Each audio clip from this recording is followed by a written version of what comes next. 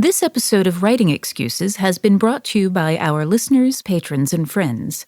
If you would like to learn how to support this podcast, visit www.patreon.com/writingexcuses.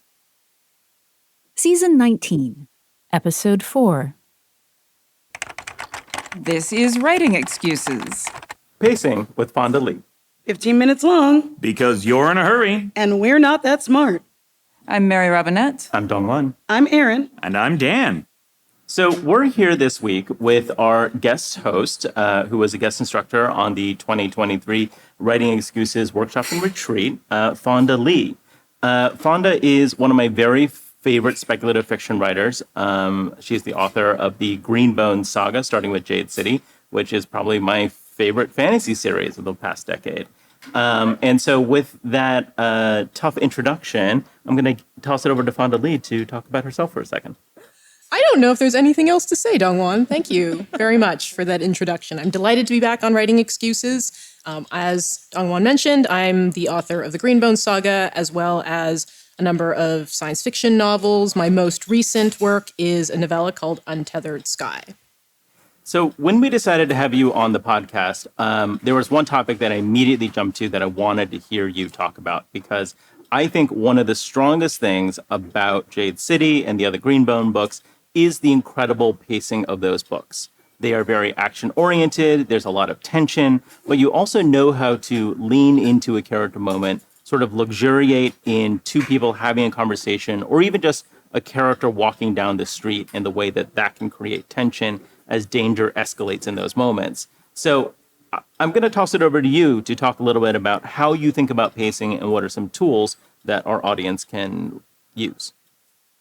I love talking about pacing because I think it's a topic that isn't covered quite as frequently in writing conferences, writing classes. And one of the reasons is because it is so incredibly subjective and dependent on the genre, the subgenre, the category, the length of the work, the tone, the author voice, all of these things play into pacing and what the right pacing is for a story. If you go on to Goodreads and you pick any book, almost certainly you will find a 5-star review that says, "This book was gripping, I couldn't put it down." And you will almost certainly find a 1-star review that says, "This was so boring, I couldn't finish it." And that is because so much of the pacing is dependent on reader expectations. So I like to think of pacing not just as the speed of the story, which is what I think a lot of people automatically assume it is. Instead, I think of pacing as the sequence of events, the prose style, the rhythm, and the level of tension in the narrative that affect the reader's perceived unfolding of that story. So think of it as the soundtrack of your story. Yeah, I love you talking about it in those terms, because inside industry circles, the other reason I wanted to bring this up is I feel like it's one of the aspects of writing that I understand least well, because inside industry circles, we use a truly terrible term where we say, that book is pacey, or that book is not pacey, right? Which is a terrible way to say it, but I don't know why we do it that way. Anyways, people are constantly telling me that, like, oh, that's not pacey enough, or that book is very pacey. And I'll read it and I'll be like, I found this to be a very tense experience, or, so there is that subjectiveness that comes into it. So when you're thinking about how to increase that tension, how do you target what readership you're going for and make sure for that audience, it's like pulling them through the experience in the right way? Yeah, that's a really good question to ask, because you have to first ask yourself, what are the conventions of your genre and category, and what are your readers going to expect? So if you're writing for adult literary fiction audience, they're going to have a very different expectation of pacing than if you're writing a middle grade fantasy novel. So that's the first thing to know, is that you have to work within the expectations of your readership. And you're only going to know that by reading a lot within that category or that genre and understanding what conventional pacing is within the field that you're working in. But also remember that the way that you just used pacing, pacey, right, which is essentially saying it's a faster story, is not always right. It's not always appropriate for that work.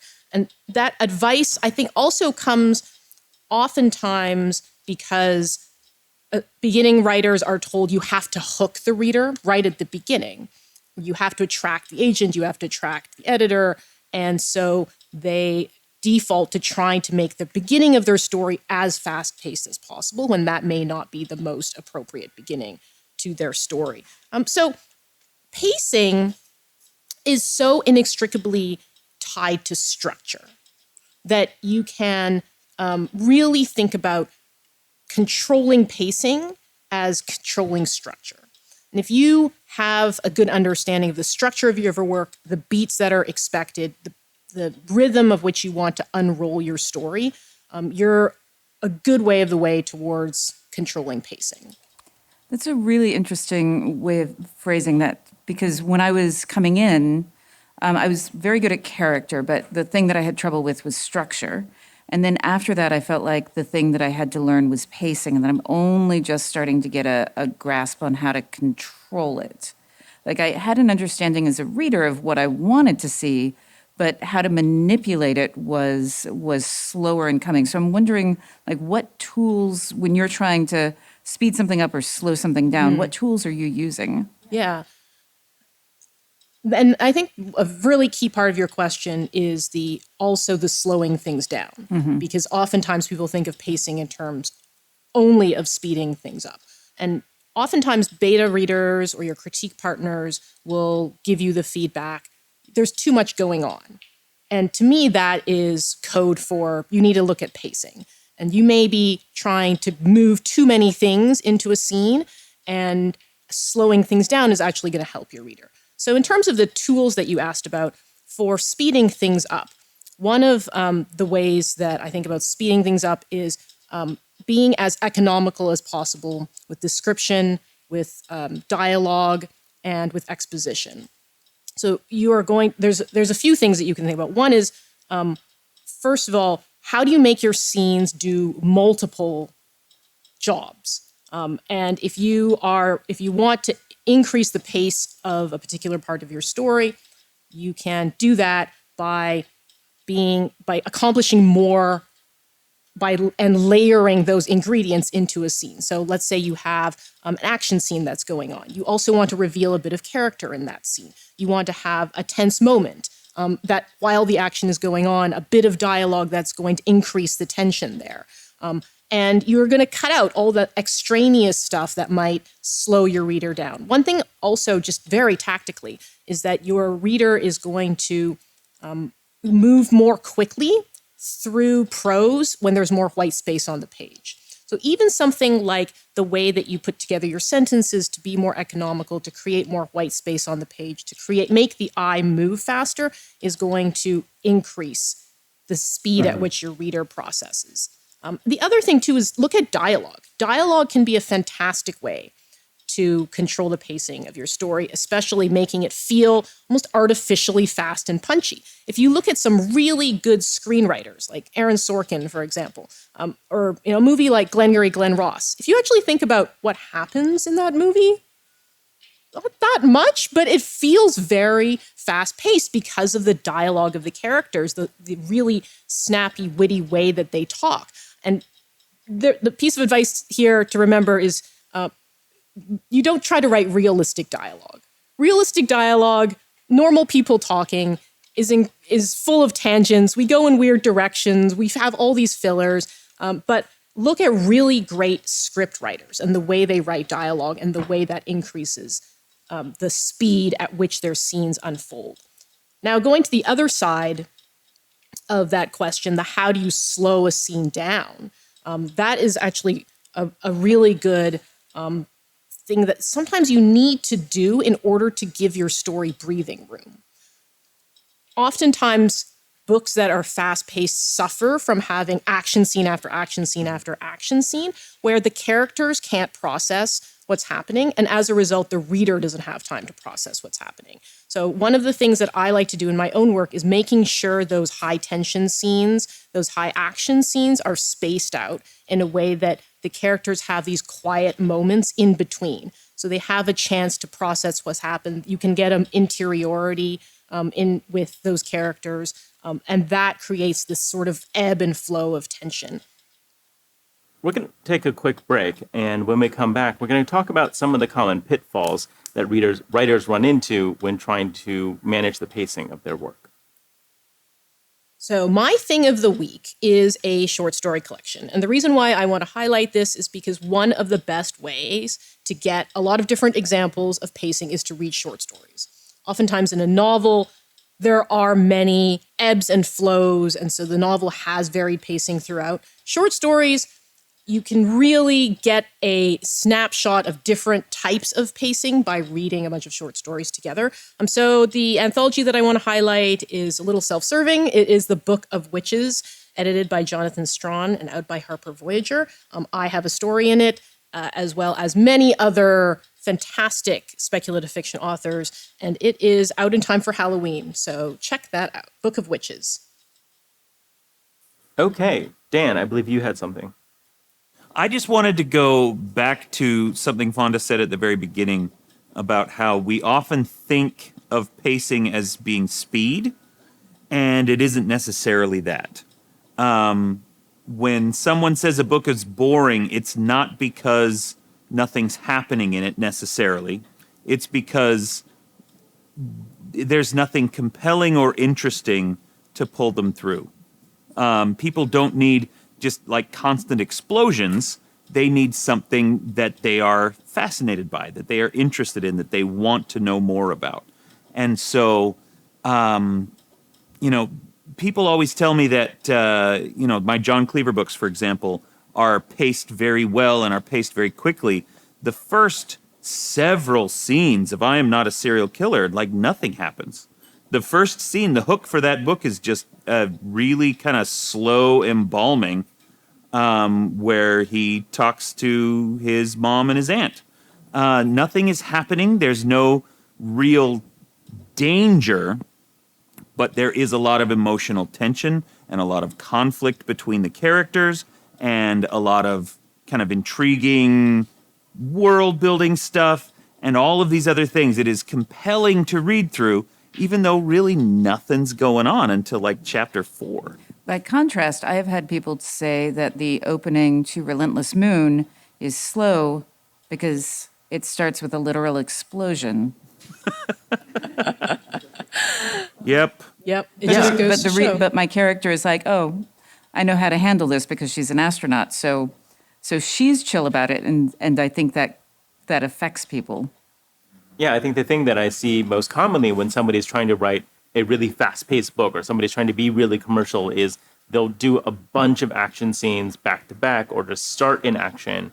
But to me, that can end up feeling very slow, either because of something Mary Robinette's mentioned, which is the character is so competent in the moment, or because we don't know the characters yet. So you don't have those individual character stakes, right? There's nothing that's really putting them at threat in sort of a core identity way. And for me, that's where a lot of tension comes from. And so sometimes just throwing someone into a situation where survival is the question can feel ironically less tense and less driving than a scene where a relationship is at stake, which could be as slow as a conversation with family members. Yeah. The question I always keep in mind is, at any given time, are there things happening that are crucial to the narrative? Those don't just have to be external plot things. And especially if you're thinking of the release and buildup of tension throughout a story, you're going to have times when, let's say there's a scene where something has been resolved in your external plot, but that resolution scene has a buildup of tension on an interpersonal subplot. So you're always thinking of the ebb and flow of tension throughout. And if you're releasing tension in one area, are you building it in another area? And keep the reader anticipating change. I think that's the key thing when it comes to maintaining that tension. Is it could be a very minor character moment. It could be a conversation that's just between two family members in a quiet room, but it could feel very tense because the reader is anticipating that whatever is happening is going to change something. Yeah, I love that thought about ebb and flow for two reasons. One is that I sometimes do think about sort of pacing as being in a car, that sort of metaphor. And oftentimes you will not realize how quickly you're going until you slow down. You don't realize the speed until something changes. And then that change makes you realize, well, actually, like, we all got used to being on a boat, and now the boat is moving a lot more today, and we are feeling that change, y'all. So, that is the thing that really lets you know that a pacing is happening. Yeah. I also think that you can change the distance between when you're having, something is introduced and then resolved. If things are introduced and resolved really quickly, that feels faster paced than if you introduce something and it takes a while for it to resolve. And so having those, that's another way to make something feel, I think for me, faster or slower paced. Yeah. And being able to direct, control, and then twist your reader's expectations creates variation in the pacing, which is interesting to them and will keep them compelled because, a monotonous dance track that's very fast paced is still boring, right? If you are the DJ of this soundtrack of your story, you want to be switching things up so that, you're moving seamlessly from song to song, but it's not just one continuous beat. Even if it's fast-paced, it's going to get dull. I was watching an interview the other day with the guy who did the highest parachute jump ever. You remember the guy a few years ago? He went up into low Earth orbit and jumped. And what was fascinating to me is he said for the first long while of that, it didn't feel like he was falling at all. It just felt like floating there. This is this incredible thing. He's like something like 160,000 feet. And he said it didn't feel like falling. It wasn't exciting. It was just floating. And that's because there wasn't enough atmosphere. There wasn't enough to react against. And so it wasn't, like Erin said, there wasn't change of speed. There wasn't the sign of something going on. It was just nothing. I love that idea. I love that image that it's the variation is the change in rhythm. It's the use of negative space. All of these things are what's helping move your reader through the story at the speed that you want them to and keep them engaged throughout. So, Fonda, thank you so much for joining us. I believe you have our homework this week. I do. Your homework this week is to take a page of a story that you're working on, and I want you to first try to speed it up. So cut the description, be very tight with dialogue, and try to make this as fast-paced a scene as you can. Then I want you to do the opposite. So give the characters a lot more time, include more content, more interiority, more exposition, more world building, and slow the pace down, make it a more extended scene. And then compare those two versions, see how they feel and which one serves your story better. This has been Writing Excuses. You're out of excuses. Now go write. We love hearing about your successes. Have you sold a short story or finished your first novel? Tell us about it. Tell us about how you've applied the stuff that we've been talking about. Use the hashtag WXSuccess on social media or drop us a line at success@writingexcuses.com. Writing Excuses has been brought to you by our listeners, patrons, and friends. For this episode, your hosts were Mary Robinette Kowal, DongWon Song, Erin Roberts, and Howard Tayler. This episode was engineered by Marshall Carr Jr., mastered by Alex Jackson, and produced by Emma Reynolds. For more information, visit writingexcuses.com.